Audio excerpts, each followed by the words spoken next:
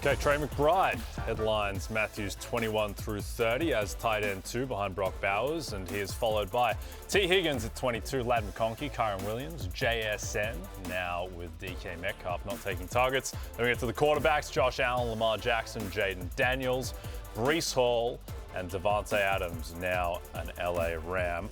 Let's start off, Matthew, with Ladd McConkey, who is going to be Justin Herbert's wide receiver 1, coming off a sneakily epic rookie season and a great playoff performance. Not many Chargers played well in Houston, but Ladd certainly did. Is this ranking, is it more a reflection of his talent or the lack of target competition? Why does it have to be one or the other? I mean, because I think it's both. It is both, right? I mean, it's lack of target competition. It's his talent. It's also his quarterback and the connection that he had with Justin Herbert. This is a guy that had a 20% target share, at least a 20% target share in 13 of 16 games last year. Again, we always say this: targets are earned, and Ladd McConkey earned them at a very high level last year as well. He also, by the way, he was getting over 10 yards per target. Like, I mean, this wasn't dink and dunk stuff, which you sort of thought about with McConkey given kind of where he lines up and the type of player he is. But that 10 yards per target, 10.3 to be specific, third highest among all qualified active wide receivers as well. And so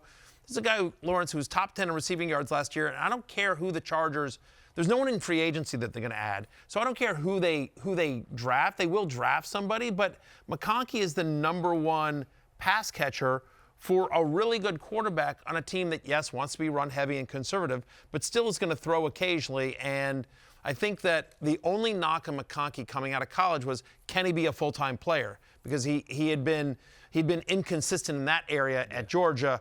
Last year, he proved he obviously could. And speaking of being a full-time player, he put up those numbers last year, over 1,100 receiving yards. He only played 80% of the snaps in the games 4 times last season.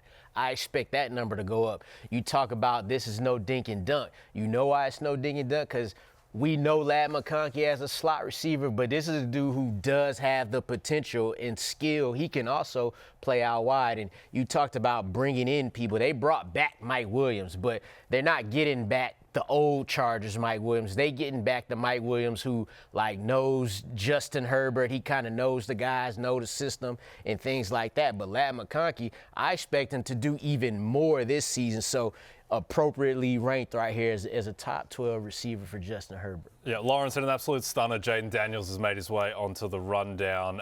Do you think, so Matthew has him ranked right behind Josh Allen and Lamar Jackson. Do you see those 3 guys as somewhat interchangeable as the top tier of quarterbacks, or is Daniels a clear third? I would take the first 2, obviously. But you could say it's a tier break, but man, it's close because you got a quarterback here that can throw for 3,500, can throw for 4,000. He's also ran for over 800 yards. So that's where that comes in. This is the only guy right now that we've seen who could rush with Lamar Jackson statistically and have those type of numbers. This is a guy who could go for 1,000 rushing yards. So, yeah, he should be there. I would still take Josh Allen and Lamar first, but Jayden Daniels, if I get him, I'm not about to be mad. Yeah, by the way, so would I. I would take, Josh Allen, Lamar Jackson ahead of Jayden Daniels, as much as I love him, as much as he is my, my heart. Faith in 5, but that's why I ranked him. I ranked him 3rd. But this is somebody who last year had at least the second most fantasy points by a rookie quarterback in history. Had at least 19 fantasy points in 12 out of 15 games played. No rookie quarterback in the NFL, in the history of the NFL, has had more rushing yards than Jayden Daniels did last year, where he had almost 900 rushing yards. And what did the Commanders do this offseason?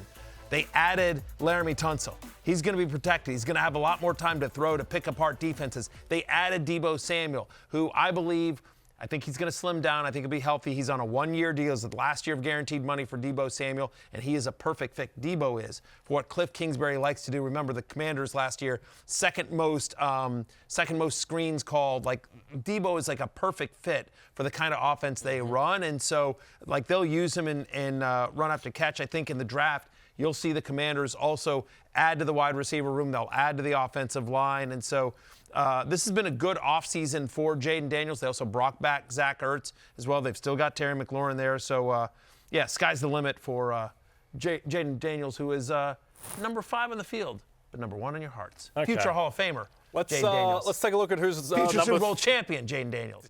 Hey, it's Matthew Berry from NBCSports.com and RotoWorld.com, and I want to thank you so much for watching whatever it is you just watched, or if nothing else, being too lazy to click out of the autoplay after this video started, after whatever it is you actually wanted to watch finished.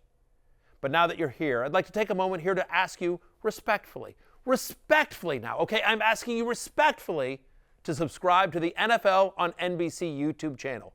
You'll get the latest Roto-World fantasy news headlines, all sorts of great shows, including my own Fantasy Football Happy Hour. So go subscribe now. Again, I'm asking respectfully.